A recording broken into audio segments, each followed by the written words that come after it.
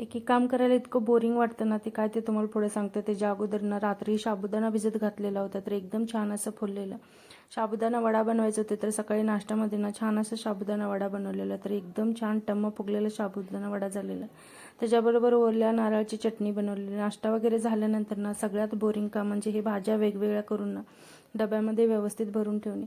सगळ्या भाज्या व्यवस्थित भरून ठेवल्यानंतर ना इथे दुपारच्या जेवणामध्ये एकदम सिंपल पुरी आणि त्याच्याबरोबर छोलेची भाजी बनवलेली.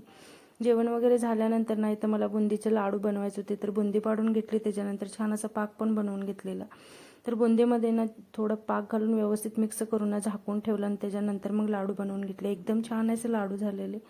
संध्याकाळच्या वेळेला ना ते मराठी ताई आलेत ना, त्यांच्या घरी आज जेवण होतं, तर त्यांनी आम्हाला बोलवलेलं जेवायला. तर चिकनचा बेत होता, तर सगळ्यांनी मस्त असं बसून एकत्र जेवण केलं आणि त्याच्यानंतर थोडंफार गप्पा वगैरे झाल्या. तर तुम्हाला कसा वाटला मिनी ब्लॉग?